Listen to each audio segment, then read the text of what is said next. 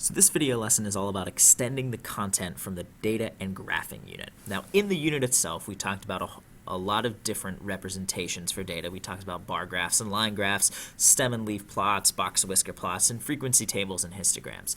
And what we're going to do to extend that is look at how the shapes of these graphs can tell us things about how the data is distributed.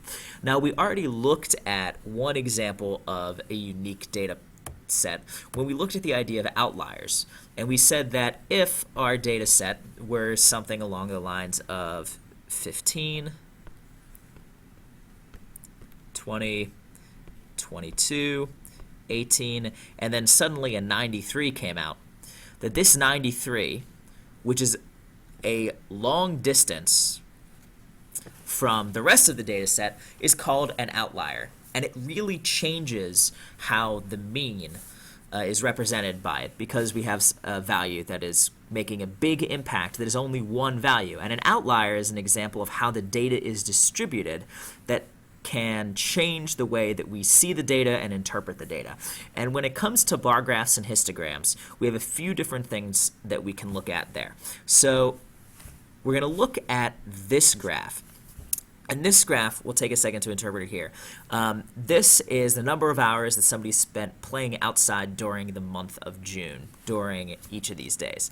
And so we have a bunch of graphs. This is a histogram, so we can see that the number of days are on the vertical axis, and the number of hours are on the horizontal. So the red bar on the far left-hand side says that for 8 days, during the month of June, this person spent somewhere between 0 and 1 hour playing outside. And we can see the same sorts of things going on for 1 to 2 hours, 2 to 3, 3 to 4, 4 to 5. And so there are a few things that we can notice about this graph. Go ahead and pause the video for a second. You don't have to write this down, but pause the video and just see what sorts of things you notice about this graph right here. This is very much based just on what the graph looks like, and it turns out that what the graph looks like and the shapes that we see will tell us a lot of things. So one of the first things you might notice is that there's an empty space here. We have a completely empty data set. We'll get to that in just a second. But we also have this group of things here, a big group of data here that's very close together, and we call this a cluster.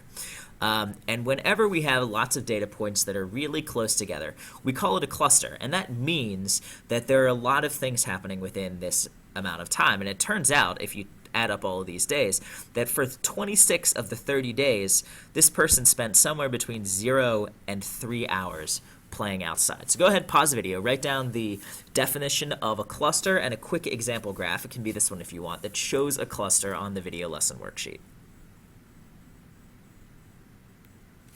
Now, a cluster tells us where lots of different data is located. It says that whatever's going on in the cluster happens often.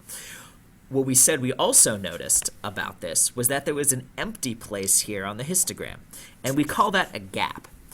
And a gap is a space with no data, but it's between data sets. We have no data going on above 5 hours, but of course we don't, because this person didn't play outside for more than 5 hours at any given day. So that's not actually a gap on the right-hand side because there's no data coming after it. But this data set here, this place for 3 to 4 hours of playing outside is empty. And since it's empty, we call that a gap. And that indicates to us sort of the opposite of a cluster. There is nothing there. And it may look slightly strange here that there is nothing in the 3 to 4 hour block, especially since there's some times or some days where this person played outside for 4 to 5 hours, but that's significant. There is nothing there. We call it a gap. So go ahead, pause the video, write down the definition of a gap, and draw a quick example graph, and it can be this one if you want, that shows a gap in a data set. Now for clusters and gaps, we need something like a bar graph or a histogram where we can see that there is a gap in the data. For example, a line graph wouldn't show anything like this, but a line graph does have certain things about it.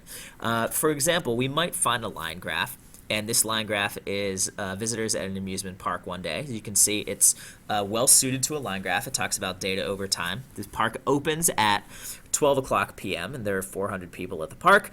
Goes all the way up to above 2,000 at about 4 p.m. and then when the park is about to close at 10, there are 800 people left in the park at the end of the day. So you can see during the day, the amount of people in this park goes way up to around its max of just over 2,000 people at 4 p.m. and then drops back down.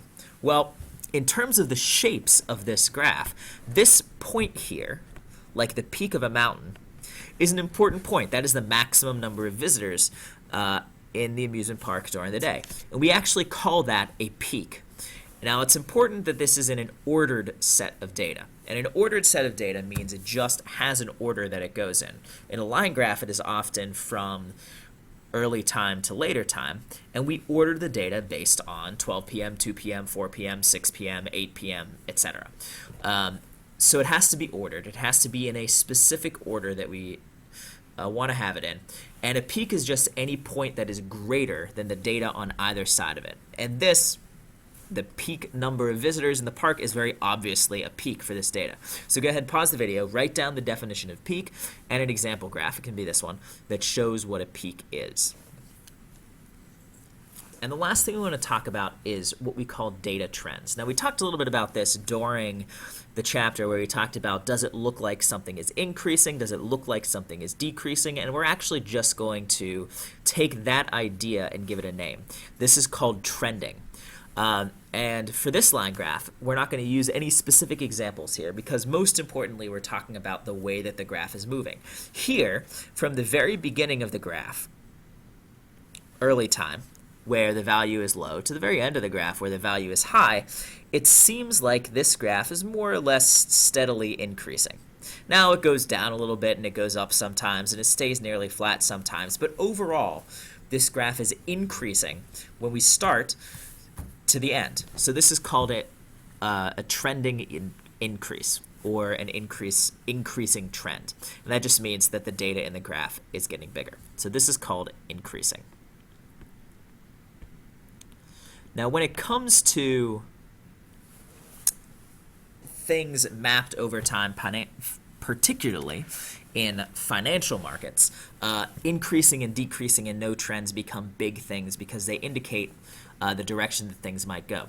The opposite of an increasing trend is a decreasing trend, and that's one that happens when our graph starts fairly high and continuously, if not always, but more or less continuously, always moves in a downward direction on a line graph. Now, as you can see, sometimes the graph did move up. So it's not saying that the graph is always decreasing, and that's why we call it a trend. It doesn't always have to be true, but it should be true for most of the time. So this is called a decreasing trend. And this is also particularly important in things like financial markets and other things that deal with money, increasing and decreasing trends. Of course, we could also have a line graph that is neither increasing nor decreasing. It's just a little bit all over the place, and we can't really determine what's going on.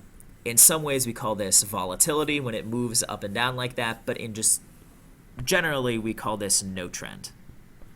There is nothing that we can guess about the future from the direction of this line graph. On an increasing trend, we can guess, although it may not be true, but we can predict that the graph will continue to increase. For a decreasing trend, we can predict that the graph will continue to decrease. But for something like this, we really can't predict anything. It may go up, it may go down, it may stay flat. We really don't know what's going on. So as a brief review of all of those different types of graphing shapes, or distribution that we call it, we reviewed the idea of an outlier, which is just a data point that is far away from all of the rest of the data points. It makes a huge impact in our mean and other measures of central tendency like that. In a bar graph or histogram, we have things called clusters, where lots of data points are close together, but we also have the opposite of clusters, which are gaps, which is a place in the data between data sets where there is no data. And for a line graph, we can talk about peaks or valleys when we have a particularly prominent point that is greater than the data on either side of it. We also have trends that help us predict the direction the graph is going. Increasing trends where things are more or less continuously but not always increasing. Decreasing trends where graphs are more or less continuously but not always decreasing. And finally, no trends.